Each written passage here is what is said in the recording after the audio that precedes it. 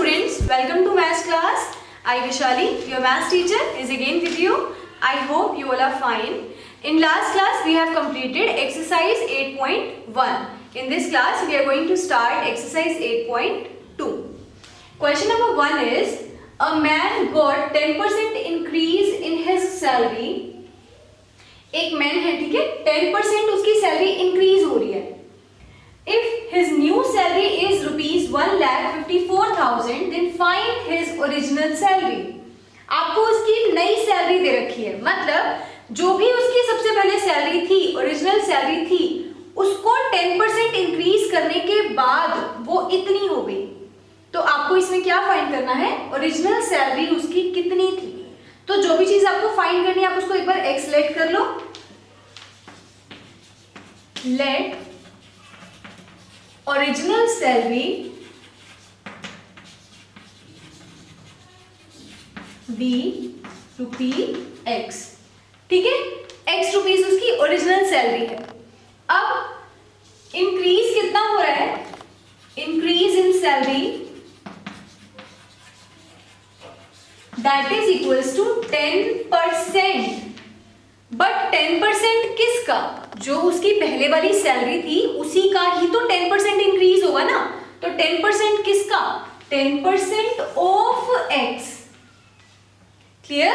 तो यहां से देखिए 10% के प्लेस पे अपॉन में 100, ऑफ की प्लेस पे मल्टीप्लाई एक्स. इससे ये कैंसिल, तो आपको मिल गया x अपॉन 10. ये उसकी आ गई कि कितनी इंक्रीज हुई है.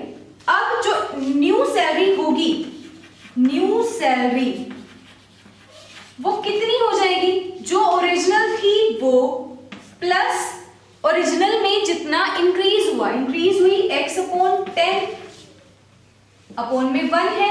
एलसीएम लेके सोल्व करते हैं 10x प्लस x, तो आपको कितना मिला 11x अपॉन 10. ये जो सैलरी है ये न्यू सैलरी है. अब न्यू सैलरी गिवन कितनी है, 1,54,000. So this 11x upon 10 should be equal to 154,000. Clear. यहां से आपको x की वैल्यू फाइंड करनी है. तो यहां से x कितना आ जाएगा मेरे पास, x is equals to ये एज इट इज, और ये 11 upon 10 है, यहां आके रेसिप्रोकल दैट इज 10 upon 11. अब देखिए 11 1s are 11, 11 1s are 11, 4 है गया, 11 4s are 44, 3 zeros as it is.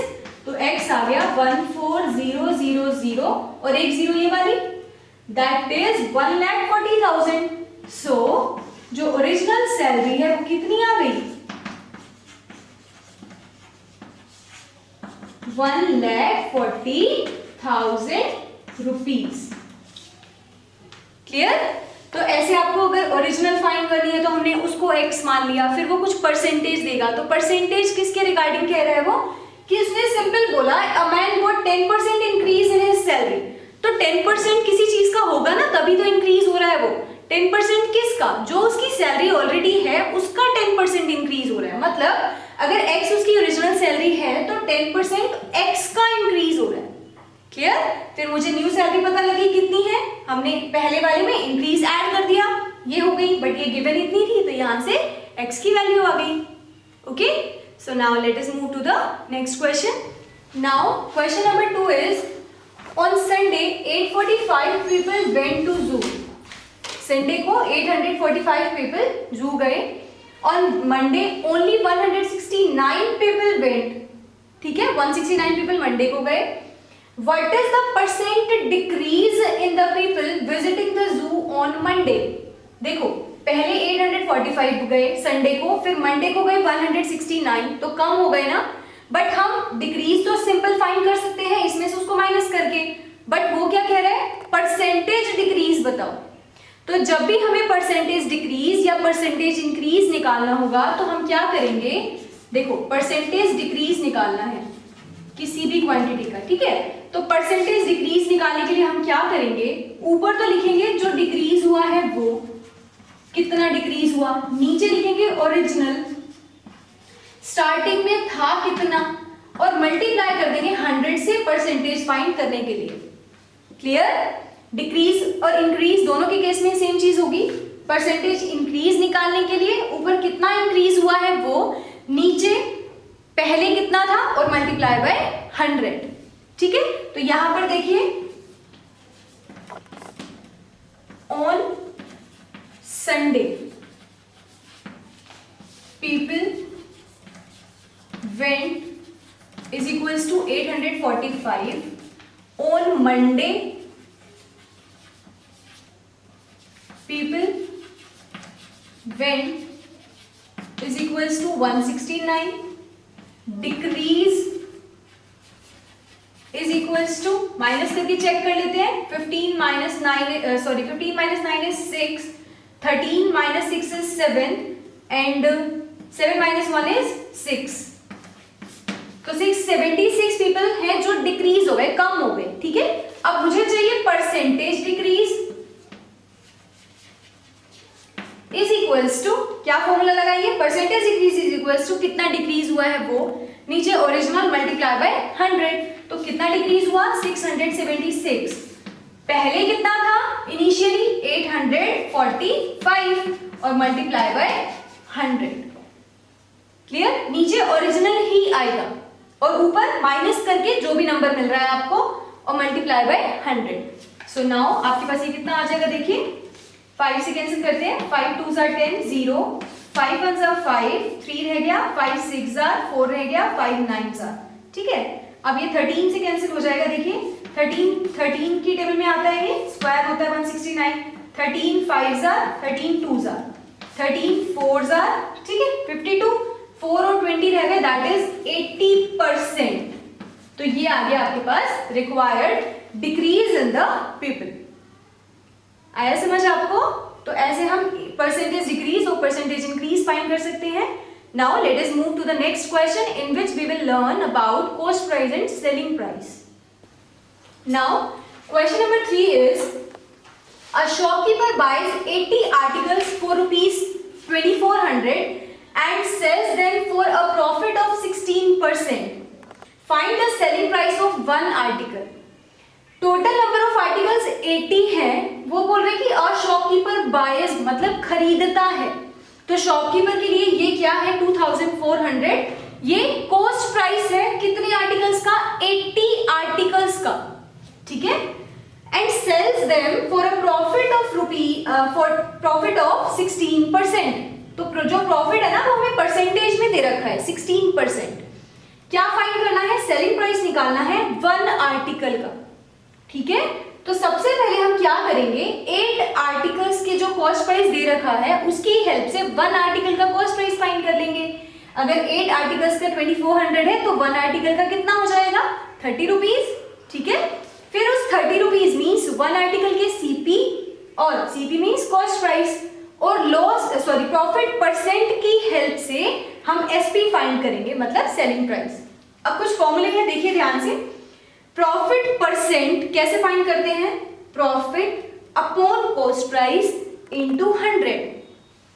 और जो प्रॉफिट और लॉस है ये तो आपको पता ही है, प्रॉफिट कैसे फाइंड करते हैं, सेलिंग प्राइस में से कॉस्ट प्राइस माइनस करके, और जो लॉस है वो कैसे फाइंड करते हैं, कॉस्ट प्राइस में से सेलिंग प्राइस माइनस करके, क्लियर। और उसके बाद अगर हमसे कहा जाए प्रॉफिट परसेंट या लॉस परसेंट निकालो, तो प्रॉफिट परसेंट के लिए profit divided by cost price into 100, loss percent के लिए loss divided by cost price. इस पे ध्यान देना, देखो दोनों में ही नीचे कॉस्ट प्राइस है, तो जो लॉस परसेंट और प्रॉफिट परसेंट होता है वो कॉस्ट प्राइस पे ही निकालते हैं हम, ठीक है। सेलिंग प्राइस नहीं आता यहाँ पर। और मल्टीप्लाई बाय 100। जब सेलिंग प्राइस निकालना हो कब, जब आपको कॉस्ट प्राइस और प्रॉफिट परसेंट दे रखा हो, तो cost price into 100 plus profit percent upon 100। यहाँ पर देखो सेम केस है ना, कॉस्ट प्राइस फाइंड हो जाएगा वन आर्टिकल का 30 रुपीज, उसके बाद मुझे प्रॉफिट परसेंट दे रखा है, दैट मीन्स सीपी और प्रॉफिट परसेंट पता है, तो इस फॉर्मूले का यूज करके एसपी आ जाएगा। ऐसे ही अगर आपको लॉस परसेंट गिवन होता ना, तो आप यहां पर माइनस लॉस परसेंट कर देते, क्लियर, प्रॉफिट की जगह पे। अगर उल्टा हो, मतलब एसपी दे रखा है और प्रॉफिट परसेंट पता है, तो सीपी फाइंड करना है, सीपी के लिए आप इस फॉर्मूले का यूज करेंगे। और सेम लॉस परसेंट हो तो 100 माइनस लॉस परसेंट आ जाता है यहाँ पे, क्लियर? तो इस थर्ड फॉर्मूले का यूज करके हम इसको सोल्व करते हैं। देखिए, CP of 80 articles is equals to rupees 2400.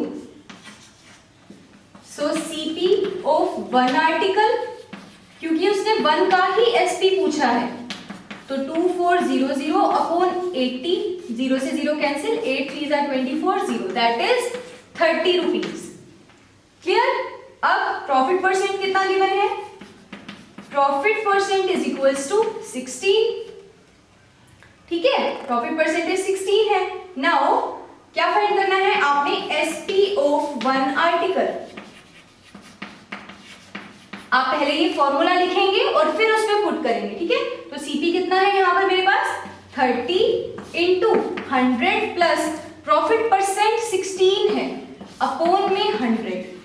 यहां पर इसके साथ परसेंटेज नहीं लगाना क्योंकि ये ऑलरेडी प्रॉफिट परसेंट ही है। So this is equals to 30 into 116 upon 100।